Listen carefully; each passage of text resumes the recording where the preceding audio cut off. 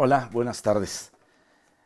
Pues estamos aquí ya listos para entrar en continuación del estudio de las epístolas de Pedro, dos epístolas cortas, pero que abarcan un periodo de tiempo muy largo, desde antes de la eternidad hasta los tiempos finales y hasta el tiempo del reino de Dios.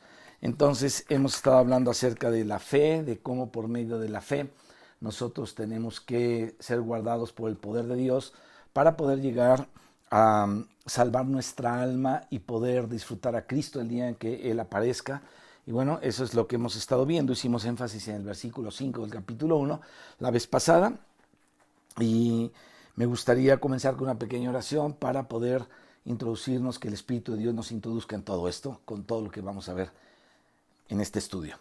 Padre, te damos gracias en el nombre de Jesucristo por permitirnos, Señor, acudir a tu palabra, en tu presencia, Señor. Venimos a ti porque tu palabra habla de ti, pero venimos a ti, Señor, para encontrar la sabiduría del cielo, la sabiduría celestial y ser, Señor, corregidos, exhortados, animados, Señor, para poder heredar las promesas que tú nos has dado. Gracias, Padre, por tu iglesia. Te pido que tú bendigas, Señor, a cada miembro de tu iglesia en todo el mundo. Oramos por cada continente, por cada país, Señor, que en donde este mal está ahorita, Señor, trayendo pues mucha angustia a las personas. Pero pido, Padre, que tú añadas a tu iglesia a los que tengan que ser salvos, por un lado, y por otro ruego, Señor, para que tu iglesia sea guardada y sea, Señor, prosperada en todo.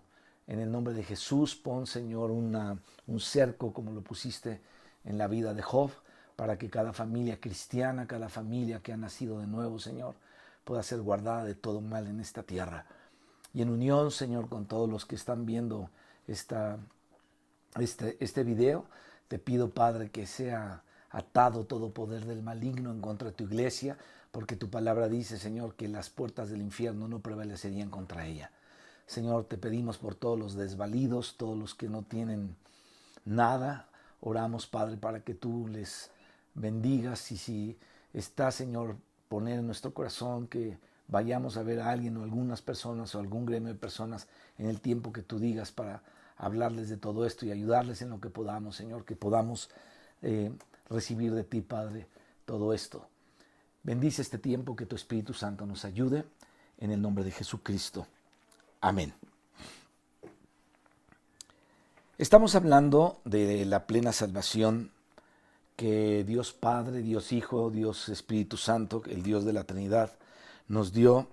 Pero esta salvación tan grande que Dios nos dio también tiene un resultado, y es lo que vamos a tratar ahora. Me gustaría que leyéramos en 1 Pedro 1, el versículo 10 y el 12, que es donde ya vamos avanzando, ya pasamos del 9, en donde dice que obteniendo el fin de vuestra fe, que es la salvación de vuestras almas. Entonces vamos a tratar de ir a esta parte de la Escritura para poder ver lo que el Señor tiene ahí preparado para nosotros. Dice del versículo 10 al 12. Dice, los profetas que profetizaron de la gracia destinada a vosotros, inquirieron y diligentemente indagaron acerca de esta salvación, escudriñando qué persona y qué tiempo indicaba el Espíritu de Cristo que estaba en ellos, el cual anunciaba de antemano los sufrimientos de Cristo y las glorias que vendrían tras ellos. A estos se les reveló que no para sí mismos, sino para nosotros, administraban las cosas que ahora os son anunciadas por los que os han predicado el Evangelio por el Espíritu Santo enviado del cielo, cosas en las cuales anhelan mirar los ángeles. Este pasaje está tremendo y está muy interesante lo que el apóstol Pedro nos dice aquí. Bien, el tema de esta epístola de 1 de Pedro en el capítulo 1 del versículo 1 o del versículo 3, perdón, al 25, es la salvación completa de Dios, o la plena salvación del Dios de la Trinidad, del Dios Padre, Dios Hijo, Dios Espíritu. Acuérdense que en su presencia, en el versículo 3 del capítulo 1, en su presencia el Señor nos santificó en el Espíritu para ser rociados con la sangre de Cristo. Y ahí vemos al Padre santificándonos en el Espíritu, vemos al Espíritu y vemos al Hijo rociándonos con la sangre, bendita sangre de Cristo que nos cubre, que nos lava, que nos hace aptos para entrar al lugar santísimo y clamar por ayuda y por socorro en el tiempo, presente que podemos, en el que podemos entrar a la presencia de Dios por medio de esa sangre preciosa. Bien, entonces el tema es la plena salvación del Dios de la Trinidad. En los versículos del 3 al 9 se nos dice que el Padre nos regeneró, pero dice algo más, aquí dice, para una esperanza viva.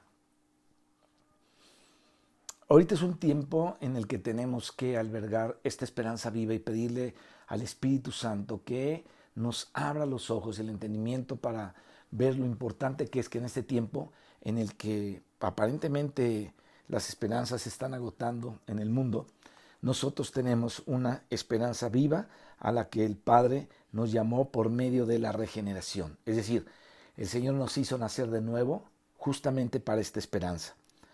Los versículos del 10 al 12 nos hablan de la aplicación del Espíritu de Dios, y de los versículos 13 al 25 de la obra redentora de Cristo. Entonces, lo que vamos a hablar en este mensaje es justamente la aplicación del Espíritu que se lleva a cabo mediante el profetizar de los profetas y la predicación de los apóstoles.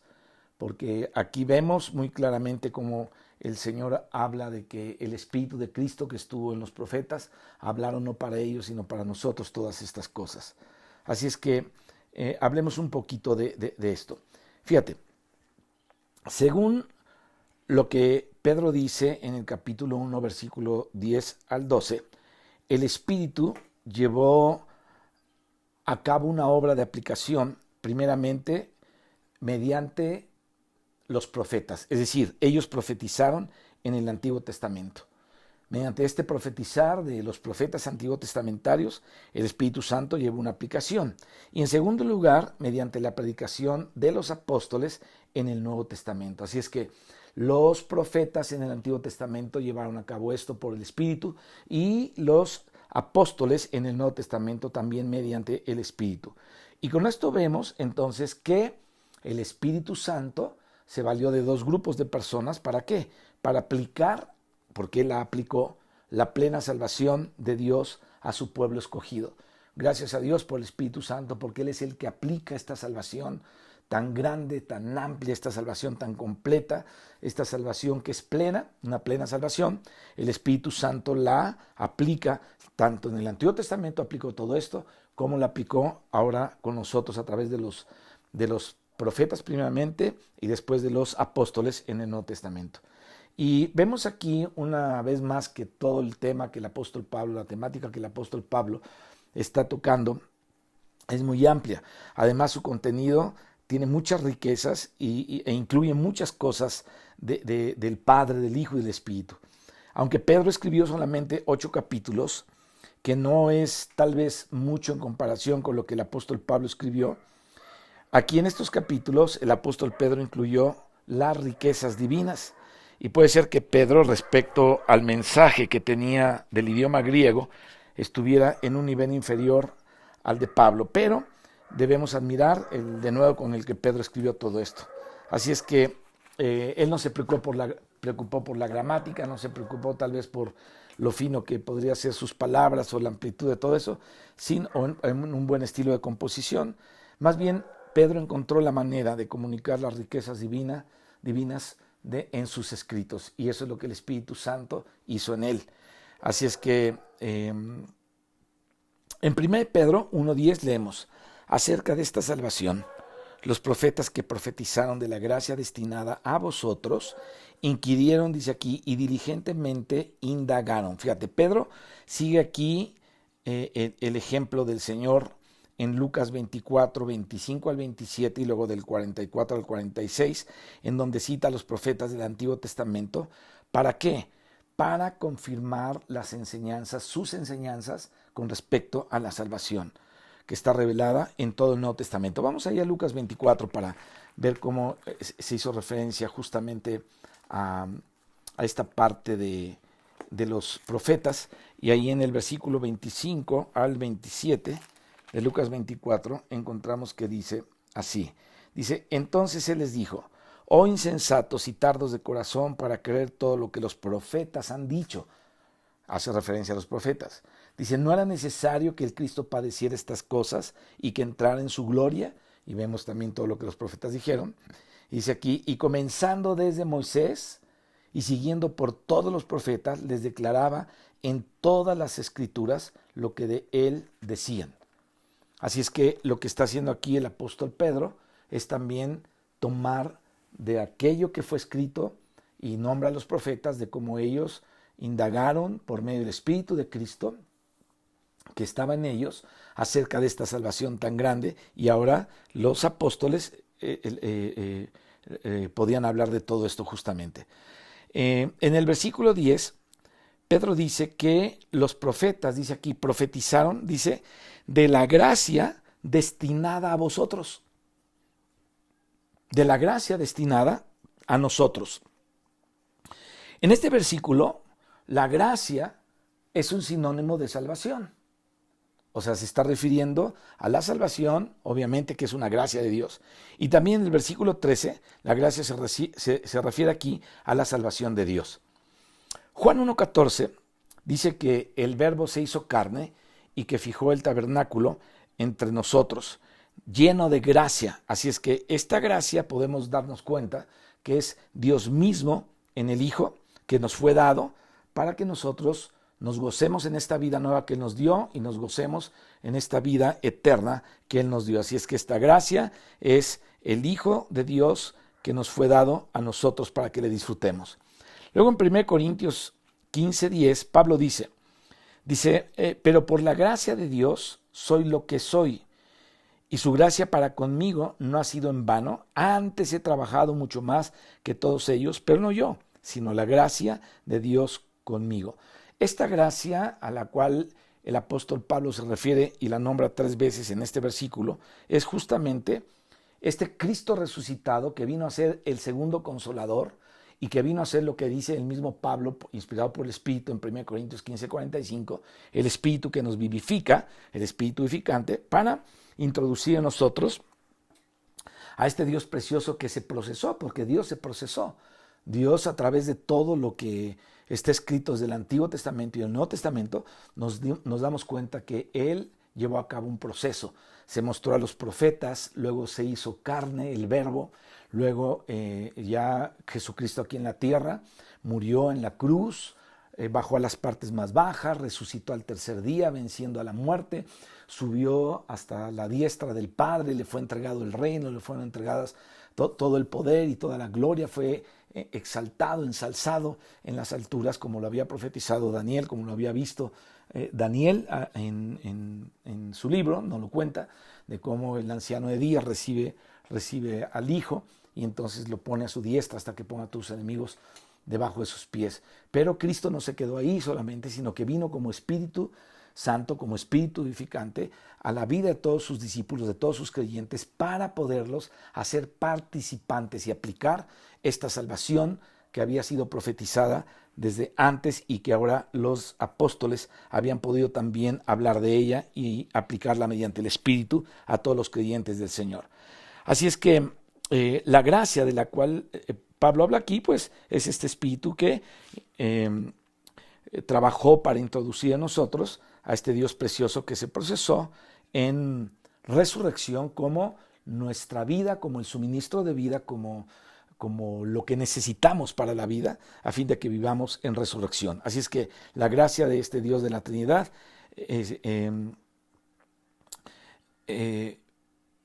echó la vida y el todo para nosotros, es decir, hizo todo para nosotros, nos dio todo para que podamos disfrutar de esa salvación tan grande. En el versículo 11, Pedro se está refiriendo aquí a los profetas y añade, escudriñando qué tiempo y qué clase de época indicaba el Espíritu de Cristo que estaba en ellos, el cual testificaba de antemano los sufrimientos de Cristo, dice aquí, y las glorias que vendrían tras ellos. Vemos aquí el escrutinio de los profetas, que fue este escrutinio la manera en que el Espíritu aplicó de antemano la salvación de Dios en el Antiguo Testamento. Los profetas del Antiguo Testamento escudriñaban, dice aquí la Biblia, el tiempo y en qué clase de época, según lo indicaba el Espíritu que estaba en ellos, tendría lugar esta obra maravillosa que Cristo iba a realizar por medio de sus sufrimientos y por medio de sus glorias. Finalmente, les fue revelado que aquellas maravillas no las ministraban para sí mismos, sino para los creyentes neotestamentarios, dice el versículo 12. Qué interesante que todas aquellas maravillas, todas aquellas glorias mostradas por el Espíritu de Cristo que había en ellos, eran para nosotros. Esto lo estamos viendo al estudiar también los tiempos de las salidas del pueblo de Israel, como el Señor le da un mandamiento a Moisés y le dice, escribe estas cosas. Y entonces Moisés escribió las salidas de Israel, por dónde caminaron, por dónde fueron, qué ocurrió en cada estación donde ellos se pararon. Y luego el apóstol Pablo, también por el Espíritu Santo, nos dice que todas aquellas cosas se escribieron para nosotros. Así es que cada vez que escudriñamos la Biblia, todo lo que está escrito ahí es para que nosotros, la iglesia, lo consideremos como ejemplos y como las glorias y las misericordias de Dios reveladas justamente para nuestra vida. Así es que es posible que no nos demos cuenta de cómo Dios trabajó a través de los siglos, a través de los tiempos, a través de las edades, para que podamos nosotros disfrutar de esta salvación plena, de esta salvación tan grande, de esta salvación en la que Dios nos dio, o nos dio a través de Cristo. Entonces, en el versículo 11 dice, repito lo que estaba diciendo aquí, los profetas escudriñaron el tiempo, o más bien, no solamente el tiempo, sino además escudriñaron la clase de época en la que todo esto se iba a dar. No es fácil entender, tú lo puedes consultar en diferentes lugares, gente que estudia la Biblia, no es tan fácil saber qué quiso decir Pedro con esta clase de época, o sea, con esta expresión, qué clase de época. La pregunta es si hay clases o categorías de épocas. Bueno, puede ser que no entendamos tan fácil esta expresión y nos preguntemos qué es lo que Pedro quiso decir. Bueno, esta expresión, clase de época, puede referirse a la condición de la época. Por ejemplo, a veces describimos la clase de tiempo que hemos nosotros pasado realizando cierta actividad, o le pedimos a alguien que nos diga cómo le fue en determinada actividad. Así que nos preguntaríamos, dime cómo estuvo tu tiempo con tu padre hoy, por ejemplo, cómo te la pasaste bien, no sé, pasaste un tiempo agradable, etcétera.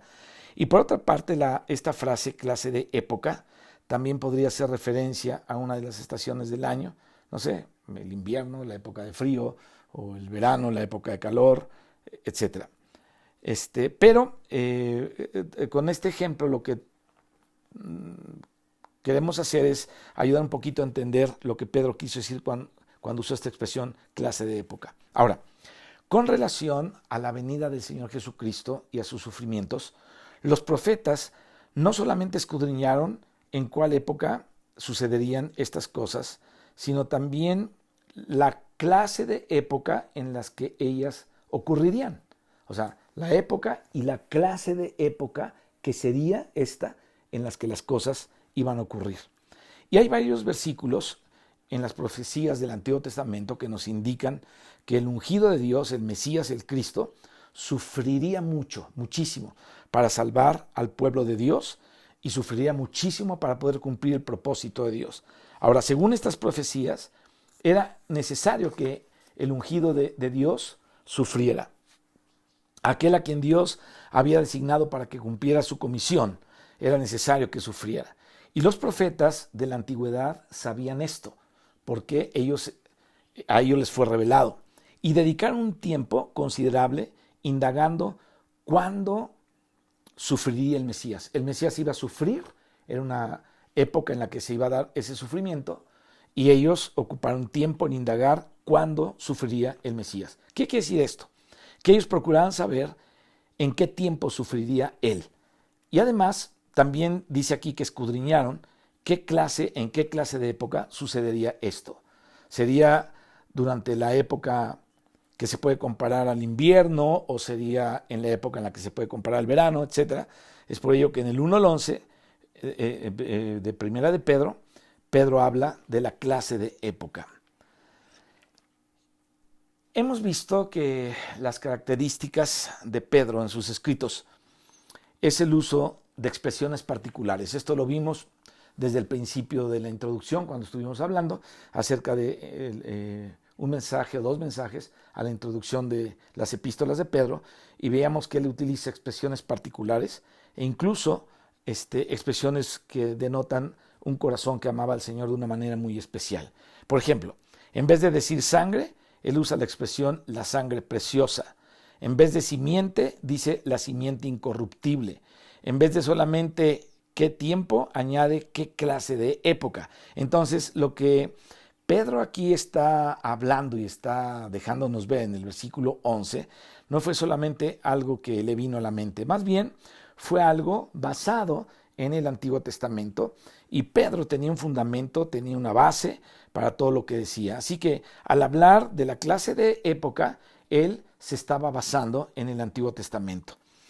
Pedro, por lo que vemos, tenía mucha estimación por el Antiguo Testamento como un tesoro. Y nosotros, los que estamos hoy en la iglesia del Señor Jesucristo, pues creo que debemos valorar también muchísimo la Biblia. La Biblia es de un valor incalculable para nuestra vida espiritual.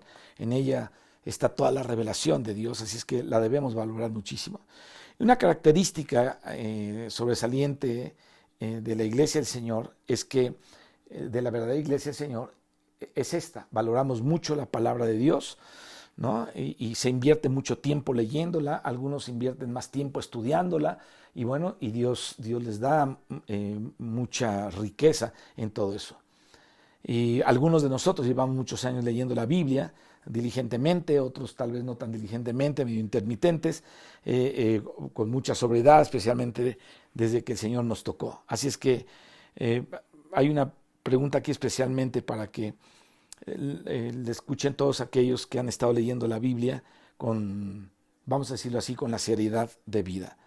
¿Qué versículo del Antiguo Testamento nos habla de la clase de época en que ocurrieron los sufrimientos de Cristo y su glorificación? Por ejemplo, Daniel capítulo 9 dice: y después de las 72 semanas se quitará la vida al Mesías. Esa es una referencia del profeta Daniel. Después de 72 semanas se le quitará la vida al Mesías. Esta palabra, esta frase, se quitará la vida, obviamente se refiere a la crucifixión de Cristo. Daniel 9:25 habla de 7 semanas y 72 semanas. Entonces, esto nos da un total de 69 semanas y 483 años, o 483 años. Bueno, según estos versículos, 483 años después de que se diera la orden para reedificar la ciudad de Jerusalén, le sería quitada la vida al Mesías, es decir, a Cristo. Sería el Señor crucificado. ¿Qué indica esto? Bueno, esto nos enseña y nos indica en qué tiempo o en cuál época sufriría el Cristo, porque Daniel la describe bastante bien. Y estas cosas sucederían al cumplirse la semana 69. Aunque tenemos estos versículos que están relacionados también con el tiempo en el que el Señor Jesucristo sufriría, no es tan fácil, es decir, es difícil encontrar un versículo que nos hable de la clase de la época en la que sucedería. Entonces, mientras contemplamos todo esto, vamos a tratar de descifrar esta palabra, la clase de la época, ¿no? Para poder entender este versículo. Y bueno, los versículos lo vamos a ir desglosando un poquito. Los versículos del 10 al 12 no son, que son los que acabamos de leer, nada superficiales, son profundos, son difíciles de entender, y entonces nunca debemos menospreciar a Pedro como escritor que no pensaba como Pablo a lo mejor, pero Pedro aquí escribe algo muy profundo. La salvación mencionada aquí en el versículo 10 se refiere a la salvación del alma que está mencionada en el versículo anterior. La frase salvación de vuestras almas hace alusión a una salvación plena. No se refiere, como lo veíamos la vez pasada, a la salvación inicial, sino a una salvación consumada, a una salvación plena. Pero además, como ya lo hemos dicho en el versículo 10, la salvación y la gracia son sinónimos, ahí en el versículo 10, y por consecuencia la gracia aquí se refiere a la plena salvación que Dios nos ha otorgado. Muchos cristianos, a veces se nos enseñó muy al principio que la gracia era un favor inmerecido, ¿no? ¿Y qué es la gracia? Un favor inmerecido. Y es verdad, aunque es una definición un poco superficial, la gracia de la que nos habla la Biblia no es solamente cierta clase de favor inmerecido, sí lo es, pero además de eso es un término equivalente a la salvación completa, es decir, a una salvación que va a ser manifestada. Tuvo su inicio, tiene su crecimiento y va a llegar a su culminación. Y cada etapa, ya la hablamos la vez pasada, tiene su labor en esta obra salvadora completa. El versículo 10, ahí en ese versículo, Pedro también nos dice que los profetas inquirieron e indagaron. Y en el versículo 11, él hace alusión al escrutinio que llevaron a cabo los profetas. Todo esto que se habló aquí nos muestra algo interesante, que había cierta búsqueda.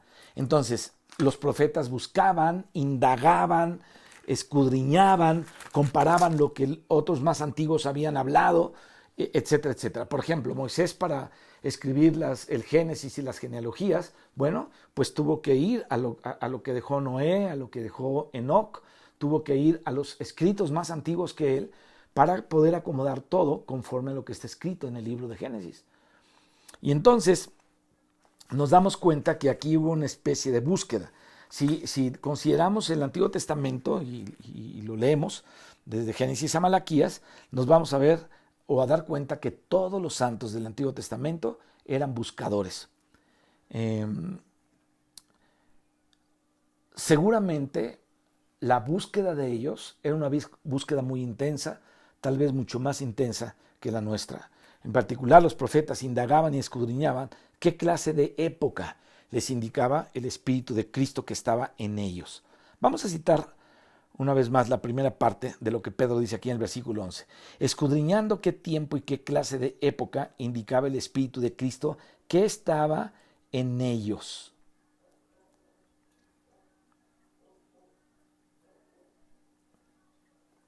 Fíjate, esto que expresó aquí el apóstol Pedro por el Espíritu es una expresión increíble que en cierto sentido le ha sido muy útil a Dios. Fíjate, ¿qué indica esta maravillosa expresión, esta increíble expresión, ¿no? Acerca de escudriñando qué tiempo y qué clase de época, etcétera? Bueno, indica que mientras los profetas escudriñaban, fíjate en esto que te voy a decir, mientras los profetas escudriñaban, el Espíritu de Cristo estaba dentro de ellos. No sé con qué actitud a veces vas a leer o vamos a leer la Biblia, tal vez pensando en tener más conocimiento o en entender alguna cosa que no entendemos tan fácilmente, pero sí, tal vez si fuéramos conscientes de que mientras estamos escudriñando la Biblia, el Espíritu de Cristo está en nosotros, tendríamos una apertura más amplia para que Dios pudiera transmitirnos las verdades importantes que están aquí. Esta frase, el Espíritu de Cristo, que aparece en el versículo 11, bueno, a lo mejor a muchos les confunde porque al leer este versículo, algunos digan, bueno,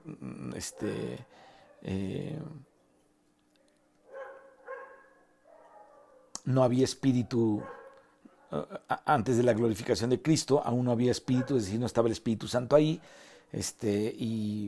y algunas veces hemos nombrado que el Espíritu Santo únicamente vino en el Nuevo Testamento para entrar en la vida de los creyentes, el Espíritu de Dios, y con la divinidad, pero no tuvo su acceso al hombre hasta después de la muerte y la resurrección de Cristo.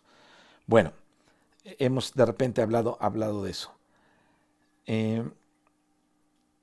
Y pareciera que Pedro contradice eso de que en el Antiguo Testamento el Espíritu Santo todavía no había hecho esa aparición, porque realmente no hay ningún escrito en el original que hable acerca del Espíritu Santo como Espíritu Santo en el Antiguo Testamento. Aunque algunas versiones lo nombran que el Espíritu Santo estaba ahí, pero no se nombra en el Antiguo Testamento.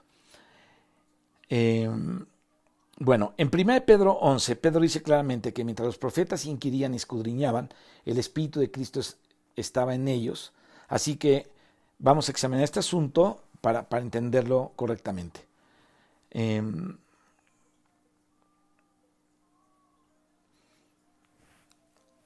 Hay un manuscrito que se llama el Manuscrito Vaticano que omite las palabras de Cristo. Esta omisión concuerda con la revelación del Nuevo Testamento con respecto al Espíritu. Sin embargo, los otros manuscritos de autoridades reconocidas incluyen en su texto la expresión de Cristo. En la revelación del Nuevo Testamento, el Espíritu de Cristo obviamente se refiere al Espíritu después de la resurrección de Cristo. Esto lo podemos ver en Romanos 8, 9 al 11. Antes de la resurrección de Cristo, el Espíritu solamente era el Espíritu de Dios. Entonces todavía no había llegado a ser el Espíritu de Cristo, como lo dice Juan 7:39. El Espíritu de Cristo es el Espíritu de Dios que fue producido mediante la muerte y la resurrección de Cristo y llegó a estar constituido de la muerte y de la resurrección para que estas dos cosas pudieran ser aplicadas e impartidas a los que creíamos en el Señor. Ahora, aunque el Espíritu de Cristo fue producido, déjame ponértelo así, dispensacionalmente en la época del Nuevo Testamento mediante la muerte y la resurrección de Cristo y llegó a estar constituido de ellas. Sin embargo, su función es eterna ya que Él es, dice Hebreos 9:14, el Espíritu eterno mediante el Espíritu eterno. Es semejante a la crucifixión de Cristo. Como evento, la crucifixión se llevó a cabo cuando Cristo murió, pero en cuanto a la función que cumple, obviamente es eterna. O como la encarnación del Señor. El Señor tuvo apariciones teofánicas en el Antiguo Testamento, o sea, se apareció en el Antiguo Testamento, no habiendo nacido todavía, pero el Señor hizo eso. Entonces, conforme a la perspectiva eterna de Dios, Cristo fue inmolado desde la fundación del mundo, Apocalipsis 13:8, en los tiempos del Antiguo Testamento, ¿no? A los profetas que inquirían y diligentemente indagaban acerca de los sufrimientos y las glorias de Cristo, el Espíritu de Dios como Espíritu de Cristo les declaró el tiempo y la clase de época en que ocurriría la muerte y en que ocurriría la resurrección de Cristo. Ahora, con respecto a esta frase de Cristo, ¿no? Hay diferencias en los manuscritos. Algunos de los que han estudiado estos manuscritos y que son gente que traduce la Biblia, cuando tienen los manuscritos correctos, los manuscritos apropiados, entonces tienen la base correcta para hacer una traducción. Aunque en el manuscrito Vaticano no se encuentra la frase de Cristo, esta sí aparece en otros. Entonces es correcto seguir los manuscritos que incluyen esta frase. Ahora, lo más importante que debemos aceptar es que el proceso por el cual el Espíritu de Dios llegó a ser el Espíritu de Cristo se llevó a cabo después de la resurrección de Cristo. ¿Qué significa esto? Que el Espíritu de Cristo fue producido dispensacionalmente. Sin embargo, mis hermanos, la función que cumple el Espíritu de Cristo obviamente es una función eterna, porque es el Espíritu eterno. Amén. Bueno, como ya lo hemos visto, la formación del Espíritu es semejante a la crucifixión de Cristo. ¿Cuándo fue crucificado Cristo? Bueno, según los hechos históricos, Él fue crucificado hace 2000 años, poco más de 2000 años. Pero según Apocalipsis 13:8, Cristo fue inmolado desde la fundación del mundo. Entonces, las palabras del capítulo 13, versículo 8 de Apocalipsis tienen que ver con la perspectiva de Dios. A los ojos de Dios, Cristo fue inmolado desde la fundación del mundo. Sin embargo, según la historia, Cristo fue crucificado hace poco más de 2000 años. Así que, como evento histórico, la crucifixión de Cristo aconteció hace poquito más de 2000 años, pero en cuanto a su función, la muerte de Cristo tiene una eficacia eterna. A ver, ¿cómo pudo salvar Dios a Adán y a Eva? ¿Cómo se salvó a Abel? ¿Cómo se salvó la descendencia de Enoc y algunos de sus descendientes? ¿Cómo se salvó Noé, que halló gracia ante los ojos? ¿Cuál era esa gracia? ¿Por qué Noé sacrificó algo después de que terminó el diluvio y levantó ahí un altar a Dios y hizo algo ahí? O sea, esa salvación abarca todo eso, aunque el hecho histórico de la crucifixión de Cristo fue hace poco más de 2000 años. Entonces, la eficacia de la muerte de Cristo es desde los tiempos antiguos. Así es que Él fue inmolado desde la fundación del mundo. Bueno, este mismo principio lo aplicamos al proceso mediante el cual el Espíritu de Dios llegó a ser el Espíritu de Cristo. El Espíritu de Cristo no llegó a ser constituido como tal, sino hasta después de la resurrección de Cristo. Sin embargo, la función del Espíritu de Cristo es eterna. O sea, el Espíritu de Cristo estaba en los profetas, porque su función es eterna. Pero el hecho histórico fue después de la resurrección de Cristo, cuando el Espíritu vino y había sido profetizado por Joel, justamente el tiempo del Pentecostés. Ahora, hablando un poquito, y con esto vamos a terminar, la obra que realiza el Espíritu de Cristo entre nosotros es algo en lo que tenemos que comentar por lo menos un poquito.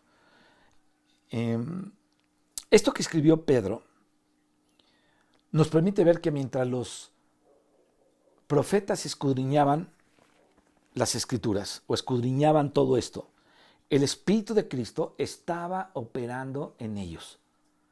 O sea, no se trata de leer la Biblia nada más por leerla, sino el Espíritu de Cristo estaba operando en ellos. El Señor estaba trabajando adentro de ellos.